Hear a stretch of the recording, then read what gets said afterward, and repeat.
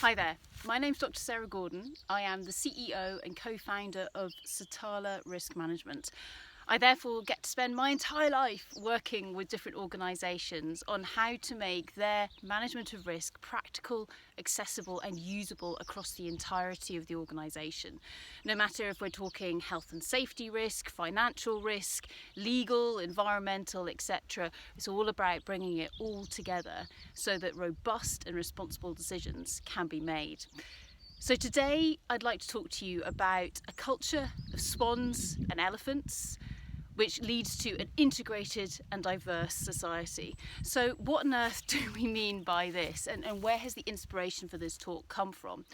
Well, many of you, especially over the last 12 months, will have heard many famous people talk about the concept of known knowns, known unknowns and unknown unknowns. So for example, they may have been saying there are some things that we know, there are some things that we know we don't know, and then there are some things that we don't know, subtext, so therefore it wasn't my fault. Now, of course, they don't necessarily say that end bit, but it always makes me chuckle. And actually the useful aspect of this is that we can bring this concept of known knowns and known unknowns into the world of risk management, because risk management is all about managing uncertainty. It's all about trying to take control where possible of our future.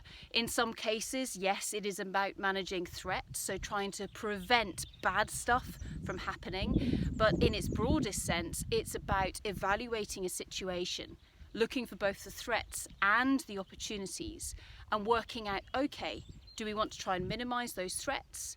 Do we want to try and enhance those opportunities? And what can we actually do to try and take control of that future? So back to known knowns and known unknowns, etc. What we can do is we can split our piece of paper into four or into quadrants. And what we can then do with this and say, okay, in this top right hand quadrant up here, this is where we have our known knowns.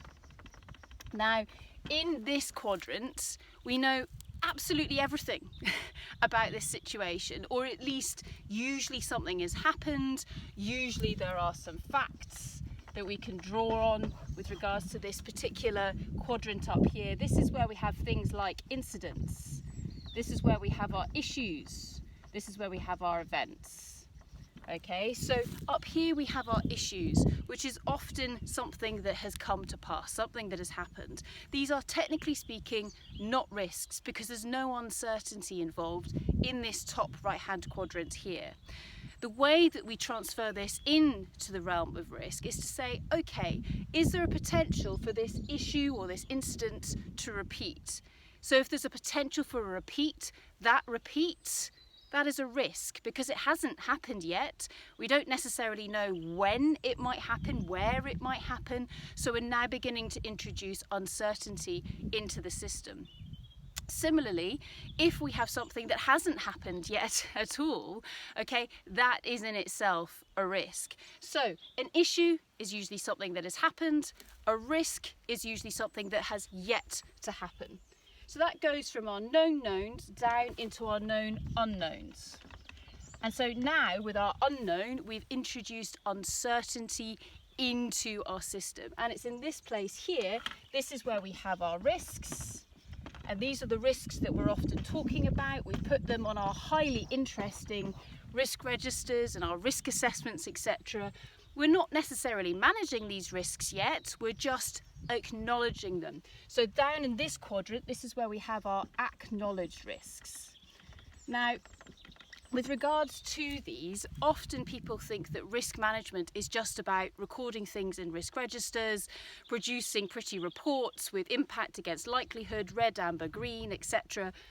Ultimately, at the end of the day, that has very little value. The value with risk management comes next, which is when you actually start to manage your risks or take charge of different bits of those risks. And you can only do that when you acknowledge them. But that then takes us into our third quadrant, which is where we have our unknown unknowns. And it's in here where these are most definitely risks. We've got huge amounts of uncertainty in this space, so much uncertainty that anything, should it occur, will be a true surprise to us. Okay, so in this quadrant we have our surprises. Now, you may have heard many people again over the last 12 months talk about surprises as being black swans. Now, a black swan, in this context, the reason why we sometimes call surprises black swans is because for those of us who are European, most of us, when we were growing up, we look around us and we see swans. And what colour are swans? Swans are white. And so therefore, Europeans can perhaps be forgiven to having a lack of imagination or a lack of foresight to think, actually, could swans be different colours? And of course, it was only a few hundred years ago when some intrepid explorers got on a boat and sailed all the way to Western Australia. And when they got off that boat, they thought, wow, who knew swans can be black? Because of course in Western Australia, in fact they're very famous in Western Australia for having swans that are black and not necessarily the European white colour that we're all so used to. Now, with regards to this, I don't mean to take anything away from those sailors, but personally, if I'd been on that boat, I think when I'd stepped off it, I would have been slightly more surprised by the giant hopping rats, i.e. the kangaroos. But obviously at this particular point in time, the story works better if we talk about the surprise being the black swan. Now, the reason why black swans have been in the news so much recently is because, of course, people call COVID a black swan. But technically speaking, that's not really correct. In fact, most of us had global pandemic somewhere on our company or our organisational risk register. The problem was that we'd attributed such a low likelihood to it, or we thought, oh, please don't let it happen on our watch, was that we hadn't put in place any of the controls or measures that we needed to proactively or actually in the moment manage the outbreak of a global pandemic. So therefore, COVID-19 is and was not a black swan.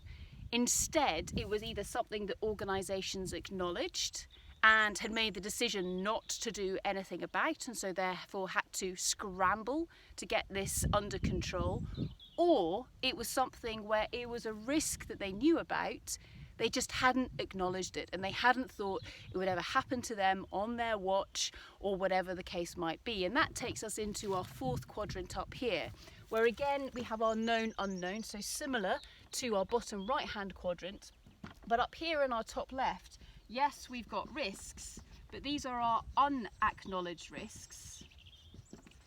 And because they are unacknowledged risks, these are the things that people in the organisation are talking about, but nobody is formally recording them or formally managing them. They therefore may be sometimes called an elephant in the room. So sometimes we call these guys up here elephants.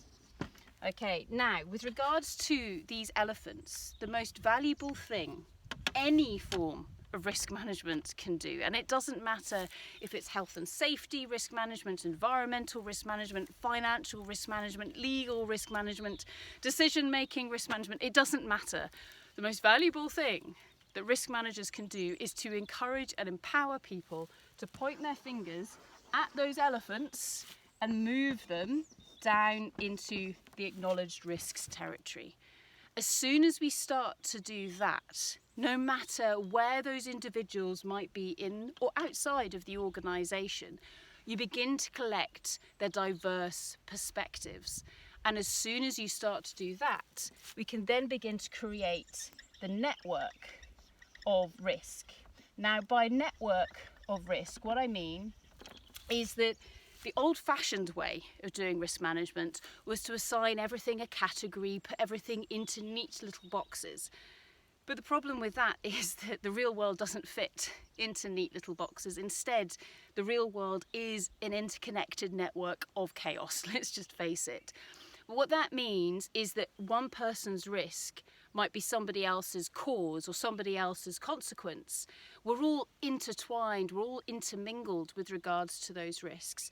Also, people's perspectives, people's understandings change on a regular basis, and so therefore with regards to this network, it's constantly evolving. And in fact, our ability to update this register or this network or this profile of risk needs to be as agile and as dynamic as possible, because every time our context changes, or every time our understanding changes, our risks are probably going to change, and with them, the prioritization that we want to assign them and the level of control that we also want to then layer on top of those risks.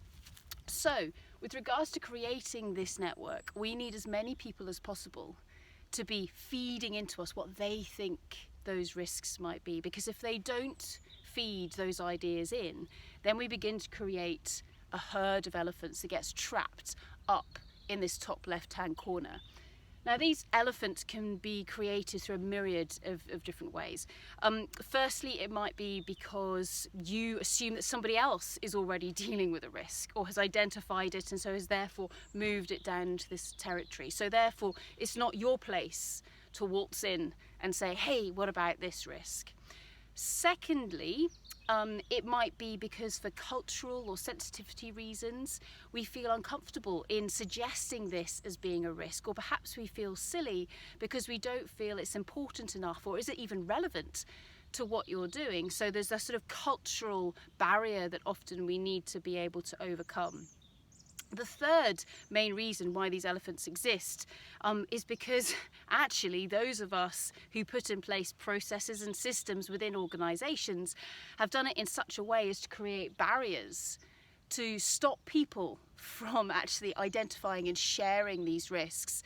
And this is often done by, say, a risk manager, by saying, we only want to know about your big important risks.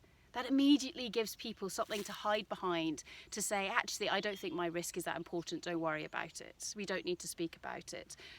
Or perhaps in the world of health, well-being and safety, people only think that risks are bad things. Well, actually, an uncertain event that might impact on our ability to achieve what we want to do as an organisation, we've got opportunities as well as threats there.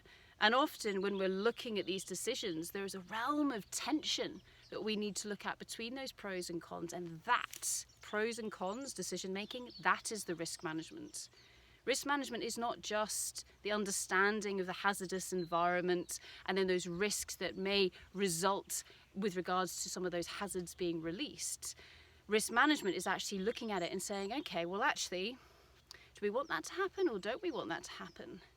Can we actually reduce that to as low as reasonably practicable? And what does as low as reasonably practicable actually mean? What does that mean? We need to be able to have these conversations, and having those conversations allows these elephants beyond their barrier, beyond their quadrant, so they can roam freely into that acknowledged risks territory. And this movement here is massive when you're trying to empower an organisation or empower a culture within an organisation. And note, I say culture, I'm not saying risk culture or safety culture, it's all just culture. Because what we're doing here is saying, okay, what do we think is going on or might go on? Let's share our ideas, let's create that transparency. Let's use the diversity of our perspectives and say, okay, well, this is what I think, what do you think? Do we think there's actually an opportunity or a threat here? Do we need to manage it? Can we manage it? Actually, are we being set up for failure? Are the objectives that we have for our organisation, are they even possible? Or could they be better than what we've put on the table at the moment? And by doing this, by encouraging these elephants to flow into this bottom right-hand quadrant, this transparency, this collection of knowledge and intelligence allows the total number of potential black swans to decrease, because now we're sharing this intelligence across the organisation and we're seeing the big picture rather than just our little bucket, our little area of written accountability. We're now looking at the organisation as a whole. And what does this do? This allows us at a very, very basic level to say, okay, when that incident does occur, and when we go and do that incident investigation and we speak to the crew or we speak to the board and someone says, I could have told you that was going to happen. I could have told you that was going to happen. How gut-wrenching is that? because it means that someone somewhere knew, but we didn't listen, we didn't encourage them to speak, or we didn't empower the organisation as a whole to feed off one another and acknowledge that as a risk and potentially save that person's life or prevent them from getting hurt or ensure we took that opportunity that was there for the taking. I could have told you that was going to happen. How disappointing is that as a phrase? It's good when we're learning from incidents, but let's move beyond that. Let's prevent that incident from happening in the first place if we don't want it to happen. Now, with this, many an organisation there are many different incidents that we can plug into this. You can take Volkswagen's emissions scandal, where the CEO said, they didn't know that anything was going on, so for him it was a black swan, whereas there was certainly a team of engineers who knew exactly what they were doing. However, they were probably looking at it within their own portfolio, within their own scope of objectives, rather than from Volkswagen's broader perspective. So for those engineers, their objective was to get those cars to pass that test. Whereas for other people in the organisation, and note this is where the risk network comes in, actually for other people, it would have been to ensure that Volkswagen had the best reputation possible, which, yes, would have incorporated ensuring that Volkswagen's cars could meet or beat the emissions tests. But with that, meet or beat those emissions tests in a responsible and ethical manner. And that's the case there. If anybody had properly done that particular piece of analysis, would those engineers have carried on doing what they'd done?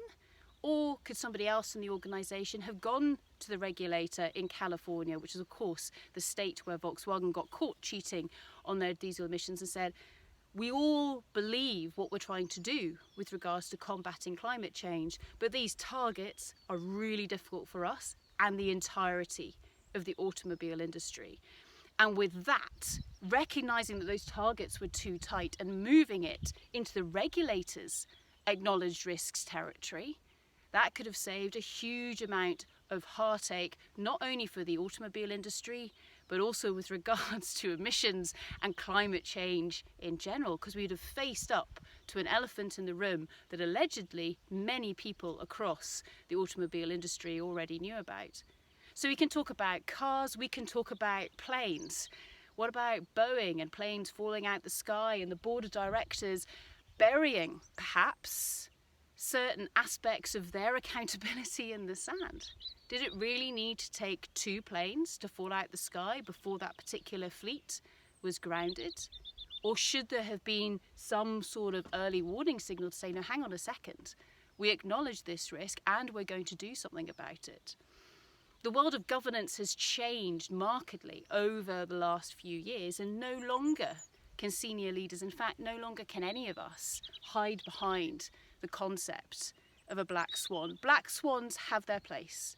We're always going to be surprised by something, but no longer can we hide behind it and say, well, I didn't know, if somewhere within the organisation somebody did know, especially if they were trying to speak up, especially if they were trying to share this. The final thing, just in closing with regards to this, is that this isn't just about speaking up. It's not just about empowering the front line. It's about empowering middle management and that board of directors. It's about everybody in the organisation and external to the organisation coming together. When running risk workshops, some of the most valuable risk workshops are at board level, and especially when there are new board members coming into that committee or into that group, because those people get to ask all of the silly questions. So often do those senior decision makers not necessarily understand all of the nuances, all of the intricacy of what's going on inside the organisation. And they need to have the ability to say, well, what about this? What about that? Based on their experience from other companies, other organisations, how does this company react to X, Y, Z?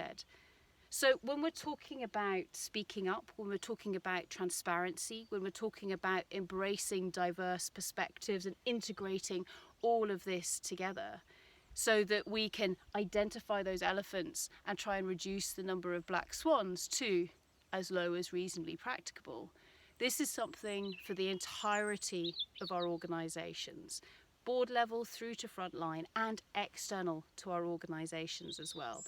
And by doing that, we can therefore empower the organisation to come together to create that transparent and responsible culture that ultimately will enable us to achieve our purpose in a manner with which is comfortable for all of us. Thank you very much.